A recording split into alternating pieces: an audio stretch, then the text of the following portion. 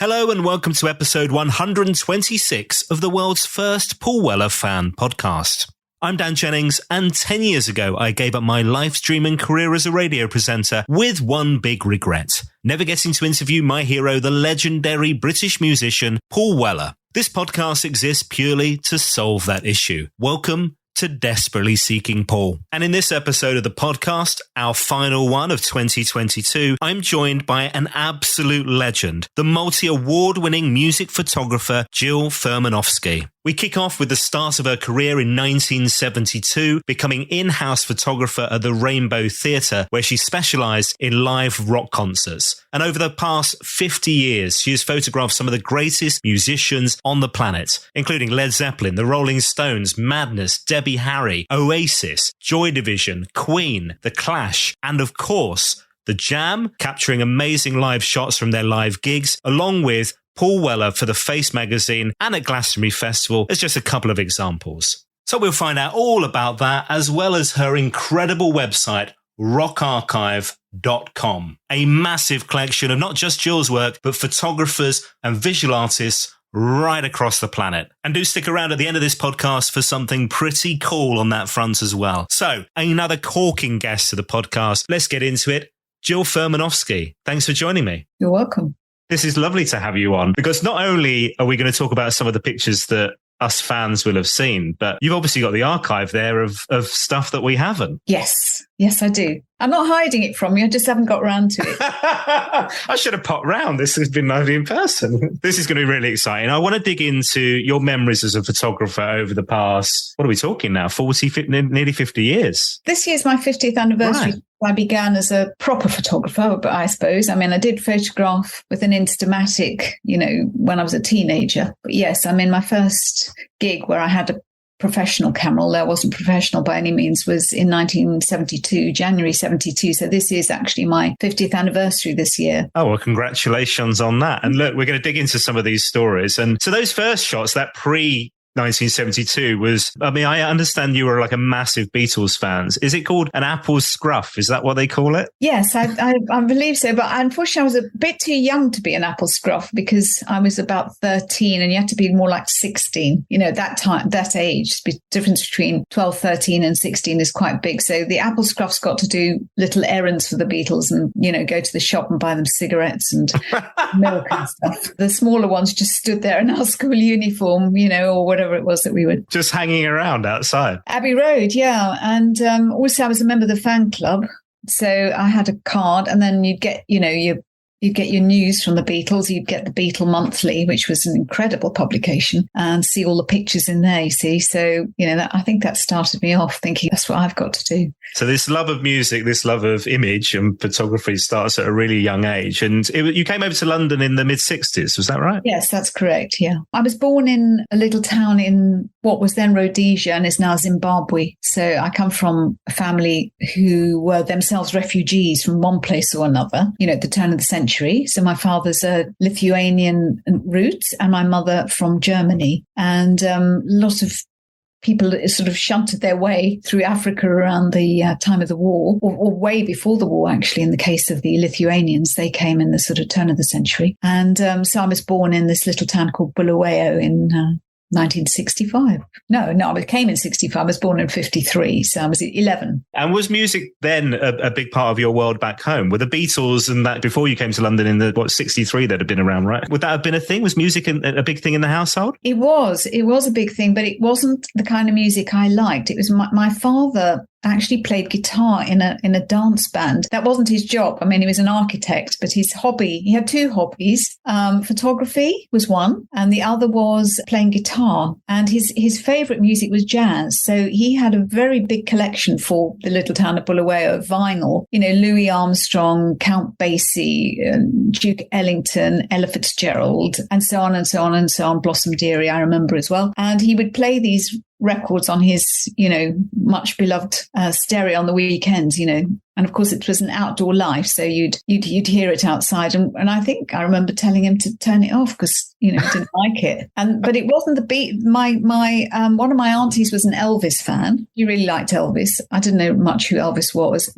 But the one record I remember sort of penetrated not just the white population, but also the black population, was the song My Boy Lollipop, which was the first release on Island Records, I think, a big hit by Millie. We all loved that, the kids. And then the Beatles, of course, were starting through, and we were like, Beatles? You know, in Africa, we've got a lot of Beatles around, you know, dung beetles and all kinds of Beatles. And we just thought it was, maybe they were, I don't know, you know, biologists or something. We had no idea what the Beatles were. So it wasn't really till we came to London that I understood what they were, really. Right. And as a teenager growing up in London in the swinging 60s, I mean, that's a hugely exciting time for music, but also the visualization of music at that time. So when we talk about photography, suddenly these bands are very photogenic. We're seeing images all over the place of these bands as well. So the two worlds colliding as a youngster must be a really exciting period, I thought. Yes, that's absolutely true. I mean, I was just a schoolgirl, but we lived in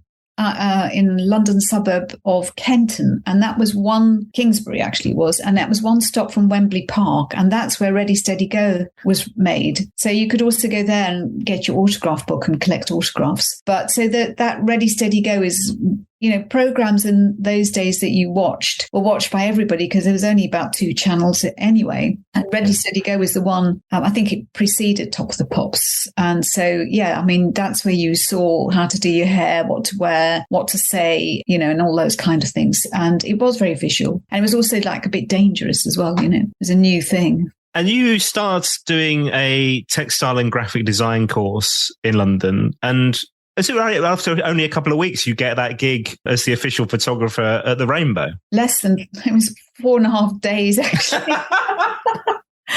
Yeah, I mean, somebody's making a documentary about my work, and that's how it begins, kind of things, with, you know, my arriving from Africa and being a Beatles fan, and then standing outside Abbey Road, and then that extraordinary block course that I did. I was doing a textile design course at the Central School of Art and Design, and you did like a 2-week course to photograph your work. You see, that's what it was for. But they had a really good department there. But it wasn't an art or anything. If you wanted to study photography, you went to technical college. Art schools didn't have photography courses except at postgraduate level. If you were really serious, you'd do it once you'd done a degree in a DIP-AD, Diploma in Art and Design. So you didn't do photography at art school. Is that because the technicals, they were thinking it was all about learning, I don't know, the aperture and all that, the technical side of a camera? Yeah, and then developing film and all that, you know, technicians, people in lab coats and, you know, that sort of thing. So we had this wonderful facility at the Central in the basement with dark rooms and things and very good teachers, but it wasn't something you could shift and say, I'd like to do that instead. I did this, it was the beginning of the second term of my first year. I was 18 and we did the course. And from the very first day, I was completely hooked. I mean, literally from the first day. My father had been a really good amateur and he'd had a dark room at home. So it kind of was in the blood already. And I was longing to get my hands on a proper camera, Pentax it was. And, you know, from the first roll of film, I was like completely hooked. So those 4 days were very long for me because on the 4th day or the 5th day, when I had a ticket to see the group Yes at the Rainbow Theatre, I took the college camera, had an adventure where I thought, well, I'll take some pictures down the front. My balcony seat won't give me very good pictures. And then got this job. I mean, it wasn't a paid job. It was just access, really. By Monday, I had a job. That is so brilliant. And we should say, I mean, this was a cinema at one point. I think it was like the biggest cinema in the UK or something, or maybe even Europe at one point. Yes, I think so, yeah. And it was the Finsbury Park Astoria. I don't know how early on in 72 it was, because some of the artists who's been playing, like Bowie, for instance, I was looking up like Ziggy Stardust, 3 concerts there on that. There's this wonderful story around the December gig where he asked people to come into the gig to bring toys for local children for Christmas. And then you've got Stevie Wonder, James Brown, Bob Marley. Amazing artists, my God. Yeah, one after the other, really. Yeah. And were you going along to most nights? I went to as many as possible. In the case of Bowie, he's one of the few missing big stars in my archive, because the night I went to Bowie with my little pass that said access, all areas, Jill Furmanovsky, a bouncer jumped off the stage and said, "You can't photograph this." And I said, "I can, I'm the photographer." And he went, "You're not David Bowie's photographer." And he ripped the film out of the back of my camera. Completely freaked me out. And afterwards, I went backstage to complain to Bowie's manager. And he was like, "Oh, have this bottle of champagne," you know, like it was some joke or something. And years later, I didn't go back after that because it was pretty scary. And then years later, it was Mick Rock who photographed Queen. And he said to me, "Oh, well, I said to them, I should be the only photographer, you don't want anybody else." So I didn't ever photograph Bowie, although I saw him at the Rainbow. I just wasn't able to photograph him and was freaked out. But yes, every night there was amazing stuff. And we'll get on to the jam, because that's where your paths first cross with Mr. Weller, is them playing the Rainbow. I think it's a sound check at the Rainbow. But I'd love to find out more about some of these. So Bob Marley, for instance, I mean, they played, I think 77, they played 4 nights at the Rainbow. Didn't you photograph Bob Marley in his hotel room? I did, yeah. Jumping forward, really, I suppose, the Wailers kind of became known to me around 1975, 76 in the early days, because one of the prog bands that were around before punk, there was a couple of them really into the Wailers, and so I'd heard about them. But yes, I photographed Bob Marley in 78. I didn't photograph him at the Rainbow, I don't think, actually. I photographed him in somewhere else, like in the north somewhere. I'm just trying to remember where it was, because some of the films disappeared around that time. I've still got some live shots of Bob Marley wearing a Wailers knitted jersey that looked like his mum knitted for him or something. And I did in 78 photograph him in a hotel room. He was lovely. But I met Paul Weller. I met the Jam.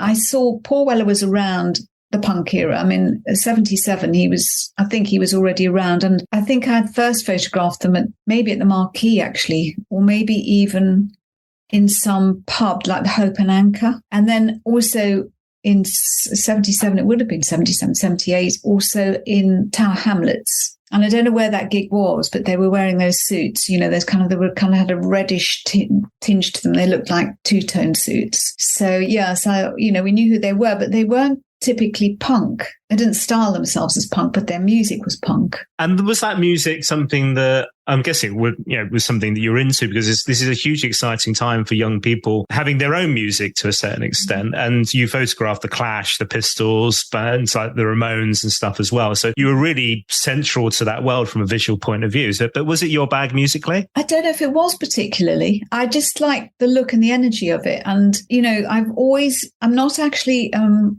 strangely enough, any kind of expert on music. I mean, my music is probably from the prog era. I was a Pink Floyd photographer. I was in the camp that Johnny Rotten said, we hate Pink Floyd.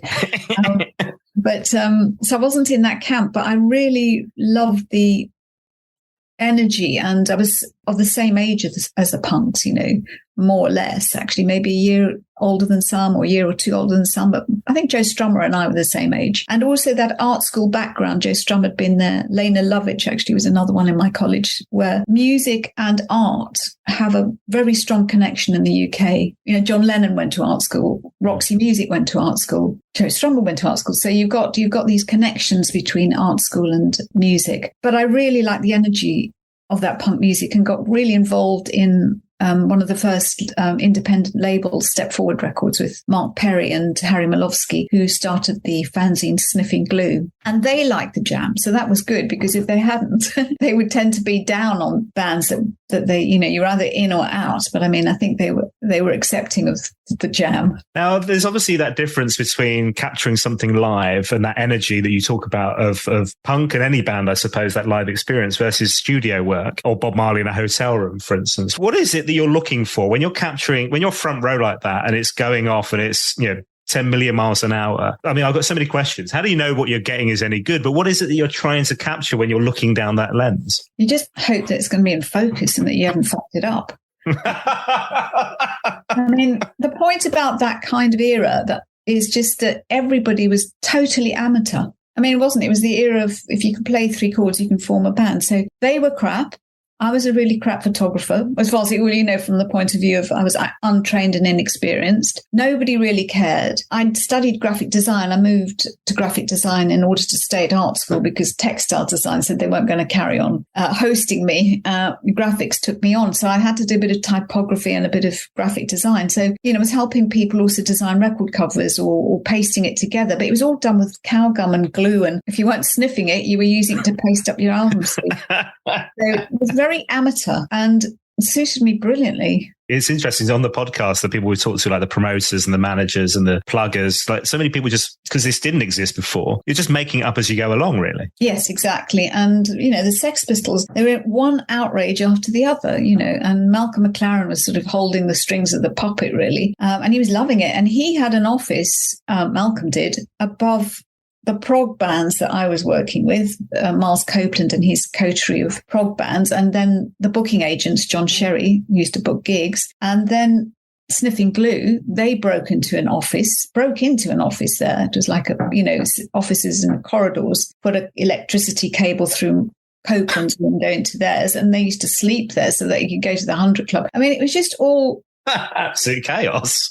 Chaos and anarchy in the UK. Yeah. For a little while. And remember, it only lasted about 18 months, the whole thing. Yes. And some of these gigs, I mean, I don't know how you were getting shots at all, being bashed, but the energy was one thing. But actually, some of these, it kind of tips over, really. There are fights and riots and all sorts at lots of these gigs, weren't there? Yes. I mean, I remember the Clash playing the Rainbow, they broke up all the seats and things like that. So yeah, that was scary at times. It was scary. Not so much scary at the smaller gigs because they only held they were packed, but there was only fit in about 100, 150. Maybe the 100 Club was probably more. So that was a bit scarier still. The worst thing that could happen really was that you get beer or worse, gob all over you from people spitting and throwing liquids around. So I remember wearing a plastic raincoat at one or two gigs. Yeah.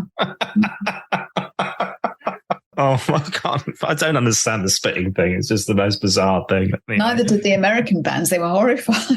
Yeah, absolutely. Now, let's talk about a couple of these shots. So the Jam famously letting fans into sound checks was a really big thing. And so like kids who couldn't either afford to go to the gig or weren't allowed to go to the gig in the evening, often John Weller's letting them into the sound check. And there's a shot of, this would have been, 78 at the Rainbow of a sound check. Can you remember that? Can you remember being let in as a photographer taking photos? And were there fans that were let in for that as well? I was allowed in anyway because I had that access to all areas pass, so sound checks were okay for me, but they were very laid back about it and I just wandered over the stage and stuff like that. John Weller's really important figure in the Jam's history, obviously. He was a father figure. He was literally the father figure, obviously for Paul, but he was a kind of father figure generally. I mean, he really got it. And I think the whole family were involved, his mum as well, and his sister, of course, later on, but she must have been very young then. And so it was a family affair. So there were some people hanging about at the soundcheck. I wouldn't have known who they were. Whether he let them in or not, I don't know. You did have this feeling that the Jam organisation, which was around that Weller family, were a sort of in their own bubble within the punk. They had the energy of punk, but it's a different sound, isn't it? Yeah, different sound, and certainly different packaging. Yeah, and different, totally. They were more mod packaging, weren't they, really? Around that time, obviously, the Jam are then kind of getting big as well. They're starting to have number one singles. They're touring the world, Japan, the States, and that kind of thing. But they're having big singles, big albums. The fan base is huge. Did your access change to the bands at that point? Or was it still kind of quite easy to kind of get shots of the band? They were on my radar, but I was working for the music press at that time. I was doing lots and lots of different jobs, so I wouldn't have been trying to get in unless somebody asked me to do something. And so I didn't really document the Jam as such, unlike, say, the Police, for example, where in the case of Police, I was on the road with them and was doing shoots with them and that sort of thing. That wasn't the case with the Jam. They were just in the vicinity of what I was doing. And I had intermittent contact with them, and you'd bump into Paul from time to time and, see him somewhere and say hello to him and that sort of thing. You mentioned the magazines and being part of that world. There's a lovely piece, 1983, The Face magazine, which was another Weller connection. So at this point, the Jam are split. We're into, I don't even know if we were straight into the Style Council at that point. I think when you first took the shots, it hadn't been quite revealed, but certainly when it was then published in Face magazine, they talked about the Style Council being just Paul and Mick, and they were looking for a female singer at that point. So this is a different side of Paul Weller. He's out of the Jam, punk's long gone, and we're into a period of new romantics and the Style Council being a very jazz kind of sound and stuff. So this is a different Paul Weller entirely. Yes.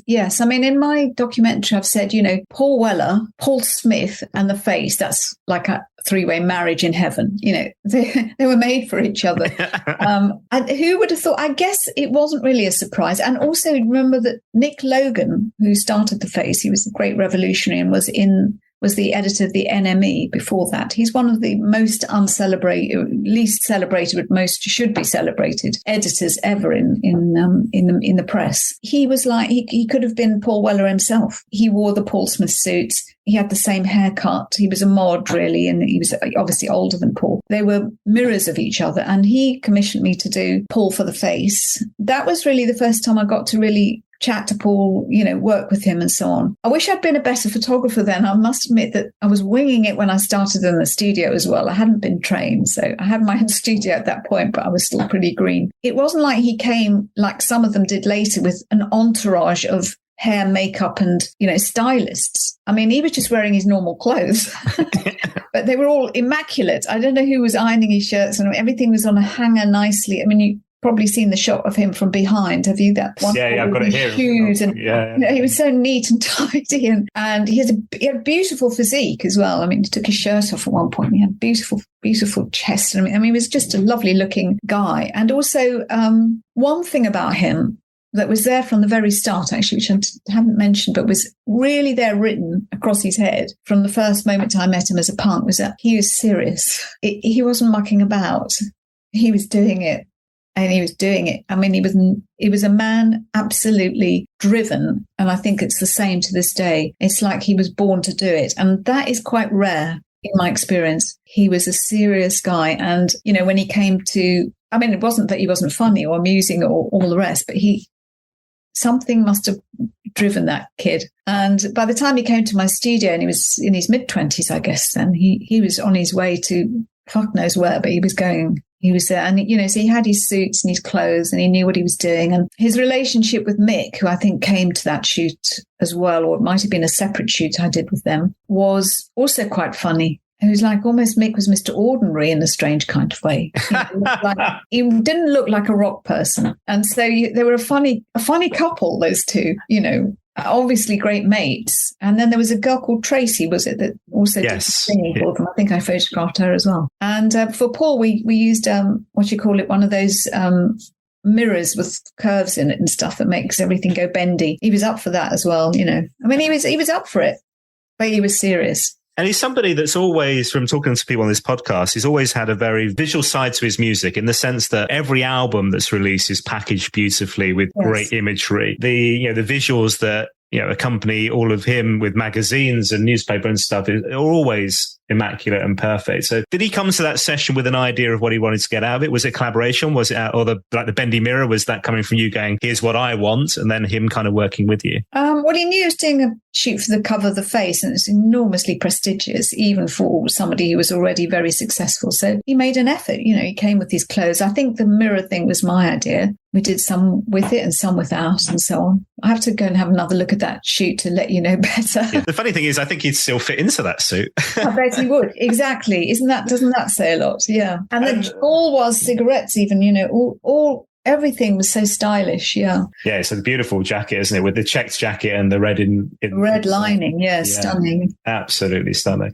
Presumably the interview with Paul that became part of that article came separate. You weren't involved in that. You were kind of providing the shots. But sometimes I guess the shots become part of the article. Like you're trying to tell a story through the photos as well. Would that be the case? Yeah, I suppose so. You see, The Face gave prestige to photographers that we hadn't had before. So what happened was you got your own shoot with the artist. Prior to The Face, literally, you go with the journalists. They were the kings. They did their interview. You shot them being interviewed in the same room, which was quite nice. And if you were lucky, if the PR didn't chuck you out immediately for the next lot, you got 5 minutes to do a portrait. And that's how it was. This was now the opposite. The journalist got 5 minutes for an interview and you got an hour to take pictures. And not quite, but, the whole thing twisted on its head because of The Face, really. And that became more important to get a cover and a big spread and pictures. So I don't know about, there were picture stories in The Face, but it was more like Vogue, really. Change of clothes, another picture, hair a bit different, or change of lighting a bit. The twist on that at that point then becomes that you're getting credited as well, which didn't always happen. So suddenly now, and I think this is probably still true to this day, a lot of the time in these magazines, like the photographer is credited with the shots in the article too, which prior to that I don't think really happened, did it? That's right. It certainly didn't happen in my very earliest days. And when I asked for a credit, I remember Ray Coleman of melody makers saying, you'll get one when you deserve one. Like, it was like, I've had a cover or two by then as well. I thought, well, when will I deserve a credit? Or they would credit their own house photographers, but not the freelancers. So the Face was the opposite. They couldn't pay, you see. They didn't have any money. So the one thing they could offer was a byline, a really good one. So, yeah. And also Nick Logan was the first to credit photographers properly in NME before that, and smash hits after that. We all got credited by Nick Logan. So we all worshipped him, really. I mean, because he understood the value of visuals more than anybody. That's really nice, because it's also something I've noticed about doing this podcast is like actually Paul Weller as a subject is quite easy to research, because he has always credited everybody on everything. From the very first Jam album, he'll call out every producer, engineer, every artist, every photographer from day one. And I don't know where that comes from, but that's a lovely thing to have done throughout his entire career. Yes, it is. It's generous, isn't it? Absolutely. Now, the other photo I could find in your archive, which is huge and immense, and obviously this is the stuff that's out there in the world, not your personal one at home there on the hard drive, was 2015. So Paul Weller solo at Glastonbury. But I'm guessing there would have been shots between that Face shoot and that 2015 time, would there, with Paul? Yes. I don't know if I did shoots with him actually, but as I said, he was around, and of course he became a very good friend with Oasis. And so I'd see him come to gigs and things like that, just say hello. And I didn't really follow his career, you see. I mean, also he had very, very good photographers like Lawrence Watson and people around him who, in that era of rock, you tended to have your bands that you guarded a little bit with, like, that's one of my groups and so on. Not really, but, not like Mick Rock. Yeah. So Paul was, and Penny Smith, who I think did some of the most brilliant pictures of her. And Virginia Turbot did some great shots of Paul in that era.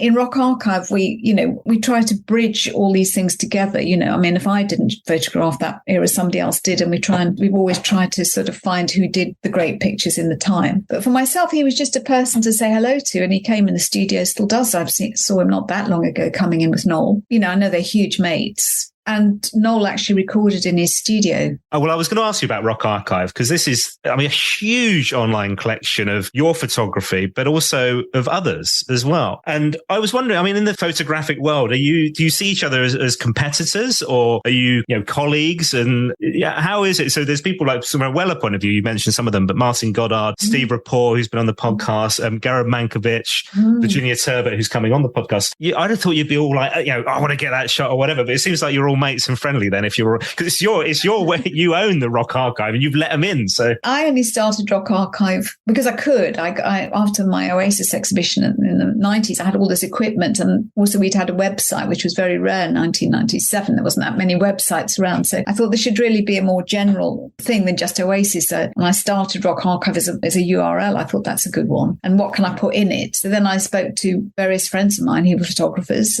and I said, why don't you each put in like 5 pictures? You don't need to put in your best one. Just give us 5 that we can make prints from and start it off. And really the reason behind it was I thought there'll be a rock and roll museum at some point in the country, or we should have one. It's mad that there isn't it? Well, this has been my bugbear for years. Mad. And my last one was trying to get Hampstead Police Station as the jailhouse rock museum, which would have been brilliant, but it's been sold for property development and so on. And so I didn't think for a minute that Rock Archive, which is celebrating its 25th anniversary next year, I didn't think for a moment it would be necessary to have that for so long. I thought there'd be a museum and then we can sort of hand it over. There hasn't been. I'm fascinated by photographers.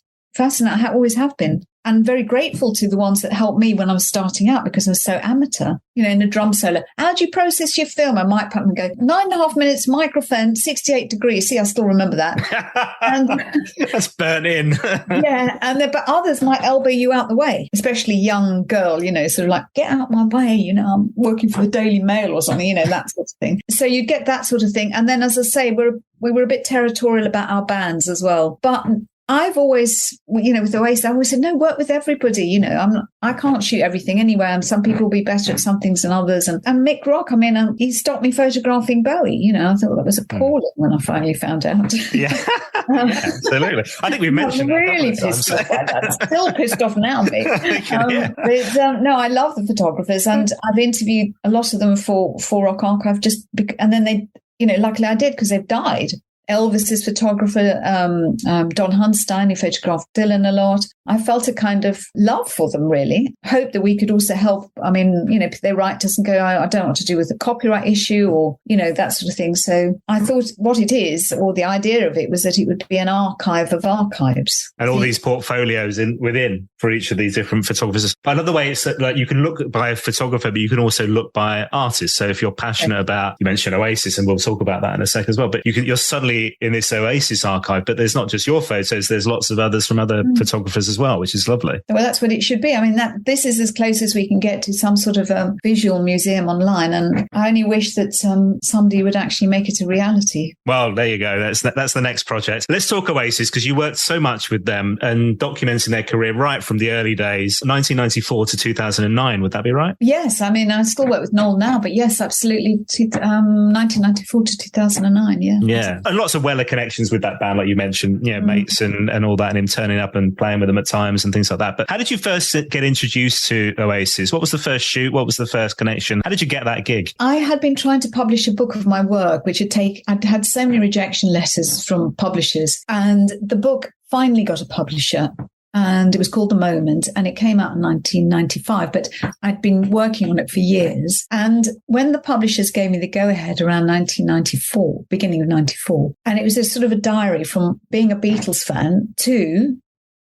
And I thought, well, I don't want the book to date too much, so it would be good if it had an up-and-coming band. And Daniela Suave, who I worked with a great deal on Record Mirror, and also I'd seen a bit on MTV by that time, she told me about Oasis, and I'd already, as I say, seen them and thought they were really great. I thought, brilliant, they're a bit Beatley, and it's from the Beatles to Oasis, that'd be good, wouldn't it? Yeah. Band up-and-coming. So I contacted their PR company and went to the Cambridge Corn Exchange in December 1994 and sent them the pictures, and they absolutely loved them. And also, I didn't know this, but they were looking for a photographer at the time. And Johnny Hopkins, who was their PR, very clever guy, he thought best to get a woman in because, as Noel says in my documentary, the management did get that right. They had a female tour manager. He said, if you put blokes working with us lot, would have been a disaster. But they had respect. They had respect for women through their mother Peggy, I guess. So yes, yeah. There are a lot of women around them, yeah. I kind of got the gig by default, really. I was ending my book and thought, well, that's it. I probably won't do that much rock anymore. And on the contrary, I got swept off in the comet, and then just thought, got to really run with this one because I didn't do the Beatles. I was too young to do that, but I can do this great, great band here. And also they were as a bit like Elvis, and the Elvis photographer Alfred Wertheimer said, they allowed closeness, they allowed intimacy, they allowed it. There's some moments that, I mean, you're traveling the world with the band. They've just become the biggest band in Britain. And it feels like almost overnight. It's such a quick thing and I know Noel talks about this in one of the Oasis documentaries, might be the Nebworth one, where they're on the dole and then 18 months later, they're selling out, they're doing these 2 nights at Nebworth. Yeah. It's such an amazingly quick journey that they get to the top, isn't it? Yes. Well, that's why I call it a comet. You just think it can't get any bigger, and it got bigger. Hang on to you're just hanging on there, sort of swinging off the back of it, thinking, oh my God. So last year, there was this lovely moment where between the lockdowns, the launch of the book with Daniel Rachel, which would have been the 25th anniversary of those 2 nights at Nebworth, 25 years on, there was this wonderful moment where the book launched. You and Daniel Rachel launched this beautiful coffee table book, which we'll talk about in a sec, of this anniversary. And it was the first time out of lockdown where I'd been to like a little gig, because there was Simon Fowler and Oscar from Ocean Colour Scene, did a little set because they were part of the support acts at Nebworth, along with pretty much everybody else from the Britpop time, apart from Weller, I think. Everybody was there. The Manics and Prodigy and Chemical Brothers. It was this lovely moment where they did a few songs acoustically, and I got a little tear in my eye. It was like live music again. I don't know what it was, or I'm getting old and it felt like that much time had passed or something. I'm not sure, but it was a really emotional evening. Yeah, it really was, wasn't it? And then we just heard that Charlie Watts had died just before we started it, and I was like, oh, one of the Rolling Stones is gone, and one of the greatest drummers on earth, and one of the great, and I was, what an evening that was. It was, we were so deprived of anything live around that period of time. I also went to Glastonbury for my documentary around that time to do some filming, and it had been cancelled. It was a second cancellation. And the pyramid was there, a skeleton of this pyramid. And walking through that field, I was thinking, I was talking to the camera and saying, God, all the millions of people who've been here, it means so much to them. And, there was some tears there as well. So, yeah, absolutely. It's so important, isn't it? Yeah, absolutely. 100%. Now, let me take you back to Nebworth, because, it didn't get much bigger than that. Was it 2 nights, 125,000 people each night? The stories of the amount of celebrities flying back and forth in helicopter to go and get wellies and all kinds of stuff it's just massive. This almost like this city that they built for these gigs. That it's not like Nebworth was a regular music venue, but I guess from your point of view, it's a bit different. And I remember reading in the book about how you're staring down a lens at it, and you're so in the moment that maybe you're not so aware of the kind of surroundings and the hugeness of it, because you're there to do a job and you've got to capture the band, right? That's true. And also I was doing childcare. I had my 8-year-old daughter with me for, I think it was the first night, or perhaps it was the second. I can't remember which night it was. And I had to park her on the stage while I did the job. We can't just leave an 8-year-old, can you? I said, stay there and don't. And she said, well, can I have one of those balls? Those huge Adidas balls. I said, well, you get one of those if you stay right here. But I was wandering around shooting, but I was also doing that. So I'm the wrong person to ask anything about Nebworth, because I was busy shooting or doing childcare. My car broke down afterwards. I had to get the AA in that. So, when you say to Noel Gallagher, the first time anyway, I asked him, what do you remember when you look at this picture of Main Road with your arms outstretched? And he went, I just thought, don't trip over those wires. Don't fuck it up. That's what his memory was. You don't want to fall flat on your face when there's a crowd out there, do you? You don't want to ruin the pictures if you've been given the access and you've forgot to put the film in the camera, or made some mistakes. So you tend to not really be terribly aware of anything other than what you have to do. And it's funny, isn't it? Because you go to gigs these days and so many people are filming the gig, taking photos of the gig on their mobile phone. But this was pre that, really, wasn't it? This wasn't a thing. The shots that you've got are really the shots that people maybe have captured in their memory, but actually they didn't really exist anywhere else. Yeah, well, that's what Noel says. The last big gathering before everybody went digital, really. Yeah. That was the cusp of the digital revolution. And I had a very big groundbreaking exhibition that went along with a year later, I think it was. Yeah, my exhibition was there then at the Roundhouse. And that's when everything changed. And it's funny, isn't it? Because it's like, I don't mind the pit. I'm happy with that. But if I go to a gig now and all I see is just a sea of phones, and you end up just watching the gig through everybody else's mobile phones. Yeah, you're in the moment. We're here. It's like you're probably never going to watch back that crappy video on your mobile phone. It's like, experience that. And I think that was a wonderful thing of those times, wasn't it? It is. Although, of course, I've been looking at it through a lens long before that, and so actually, it's a kind of an absence. You're not really there. That's what I'm saying. Maybe actually it's more like if you're in the band and you're playing something, you're not actually there either. You're just thinking, I better not screw that up. Is my amp working all right? Why hasn't the roadie tuned the guitar properly? Or why is that person staring at me strangely in the audience? You might be in some other zone. You're not actually there either. Yes. So everybody's doing their job. The road crew wouldn't know how the gig went unless there was some fuck up at their end. So only the audience can really, and then now they're watching it, as you say, they're busy recording it. I understand the urge to want to record stuff, but it's actually, you can't. That is the great irony of it all. Even at our end, at the professional end, you cannot. That's why you have to keep going. Thinking about Oasis, there's one other shot that I wanted to ask you about, which was Heaton Park. So this would have been towards the end, right? I'm guessing this is where the generator had packed up once and then a second time, right? And this is packed, tens of thousands of people. That must have been terrifying, thinking that's about to kick off. Yeah, that was scary too. Yeah, it was really scary. They did really well actually to deal with it. Noel just sat on an amp at one point, just like that. But he didn't go away. They only went away when they had a sign that said, look, we're trying to fix the generator. But, that crowd had been there since the afternoon, and they were drunk pretty much, and they wanted their gig. So, yeah, that was very scary. Yeah, it was. And I guess it's still, as a photographer, it's like actually your job is still to capture those moments, right? Yeah. I was a bit nervous about being out there, though, in case, because I have been in a situation where the crowd pushes the barrier and you trapped a bit. I was figuring where I would escape to if that happened. When we talk about the photography, what is it that keeps that spark? Paul a music career now of, if you think about the start of the Jam when we kind of formed it as a kid with Steve Brooks, it's 50 years ago, the Jam, right? 1972. So at same timeline really for you entering the world of photography, and Paul's still at it. You're still passionate about it and doing it. What is it that keeps you going? What keeps that kind of spark alive in this? Well, Chrissie Hynde said it best. Again, in my documentary thing, I'm giving you little clues as to that. But she said, I'm doing my hobby. She said, if you make money out of it, great. If it is your hobby, which is your love, isn't it? It's what you do in your spare time, isn't it? Then why would you want to give that up? You just keep doing it until you fall over, really, I think.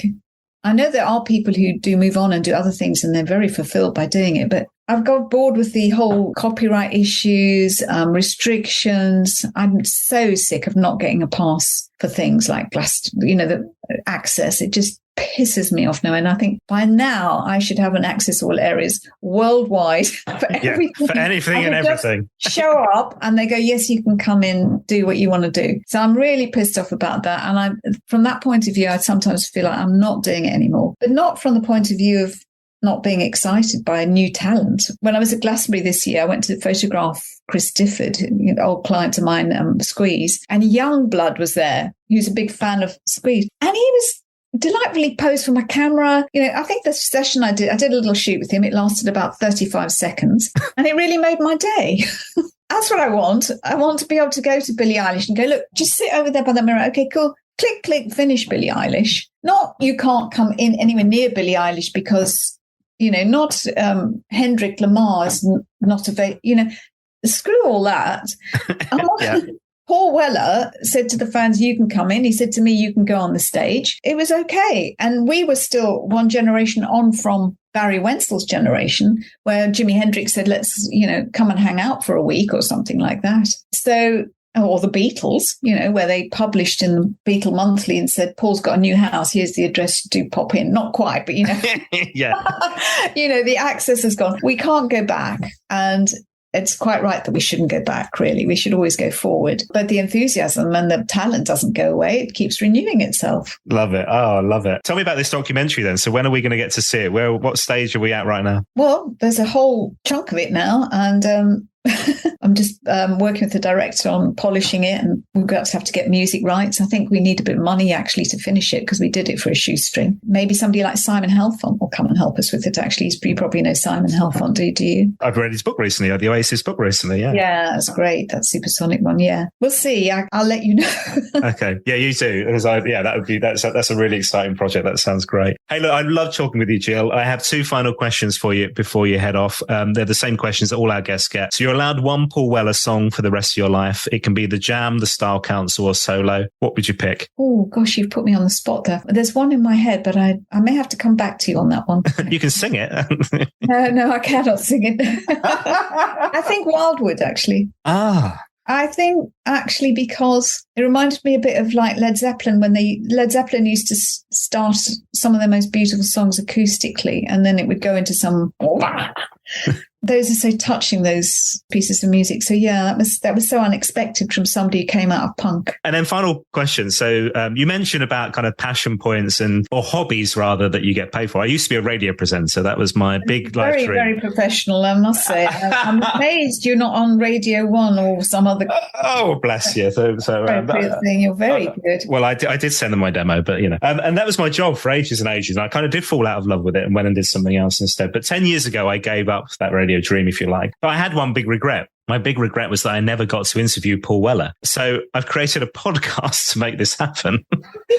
Have you asked him? Have you thought of asking him? Well, this is a really long question. Like it's now over 120 odd episodes now to get to the answer. Paul, will you do an interview? But we're having a lovely journey on the way. But if it happens and I get to chat to Paul at the end of this podcast series, what do you think I should ask him? What would you like to know? Anything? Just say why. That could mean so many things. Exactly. Like, why bother? Why are you still doing it? Why did you get started? And then that's it. You only need one question and the rest of the interview will answer it for you. That is amazing. Jill, it's been lovely. Lovely to see you, and thank you so much. And thank you so much for the images and the photography and everything, because you've captured so much for so many music fans. It's fabulous. Oh, I'm pleased. Thank you very much. Well, there you go. My thanks once again to another fabulous guest on the podcast, Jill Furmanovsky. What a legend. And if you want to find out more, do check out my website, paulwellerfanpodcast.com. Just head to the show notes for this podcast to find photos, links, and details of everything that we talked about. I've even put up some scans of that copy of Face magazine that we talked about, courtesy of the mighty Neil Sheasby. Yes, Brother Shees from Stone Foundation. Thanks for sharing that, sir. Whilst you're there, I'd encourage you to visit rockarchive.com, that incredible site that we talked about. You'll also find on my page 10% off. Yes, a discount code if you want to buy a print between now and January the 7th, and a competition to win a very special print of Mr. Weller by Jill on my website as well. Find all the details, paulwellerfanpodcast.com. And if you enjoy the podcast, please do leave a review. Yes, 5 stars will be lovely on Apple Podcasts or on Spotify. Spread the word on social media as well. Let all your Weller-loving, the Jam-loving, the Style Council-loving, heck, any music-loving fan would love this podcast, right? Let them know about it. Share the news, the Paul Weller Fan Podcast. And if you fancy buying a virtual coffee, you can do that in my store as well. Doing exactly that in the past week or so, Colin and Jennifer Marsh say loving the podcast, learning so much about the inner workings of the Weller world is a treat. Keep up the good work, Dan. Keep the faith. Well, thank you to you both. Hi to Grant. Cheers for your virtual coffee as well. Hi, Ian Traynor. Hello, sir. Vince Bicarino says, keep up the good work, Dan. Thanks for your generosity, sir. Hi to Sean Wilson says, hi, Dan. Massive thanks to you and what you have achieved so far, and also for passing on my questions. Much appreciated, my friend. Take care, Dan. Sean. Well, cheers, Sean. Hi to Alex McLaughlin. Says, Merry Christmas, mate. Put this towards a bottle of wine for you and your good lady and a couple of selection boxes for the kids. Enjoy your holiday. It's well earned. All the best, Alex. Hey, Alex, thank you so much once again for your support. It's really appreciated. Hi to Terry Stewart, who bought me a coffee. Here's a nice one. Rob Pollard says, as of the 3rd of December 2022, I have just celebrated my 45th year of being a Jam, Style Council and Paul Weller solo fan. Keep the podcast going, Dan. It makes Tuesdays worth it. And finally, thanks to Gary Tompkinson, who says, fantastic stuff. Looking forward to the book. You're making me feel guilty now, Gary. I really should pull my finger out and get on with it, shouldn't I? Hey, thanks for listening. Cheers for your virtual coffee too. Cheers to all of you in 2022 for supporting the podcast, whether you've been listening, whether you came to one of our live events, you bought merchandise, a virtual coffee, or you've just spread the word. It's all greatly appreciated. And who knows, 2023, it's got to be the one, right? You know where I am, at Weller Fan Pod on Twitter or Instagram and Facebook, Paul Weller Fan Podcast. You can get in touch via the website as well, paulwellerfanpodcast.com. Thanks for listening. I'll see you in 2023.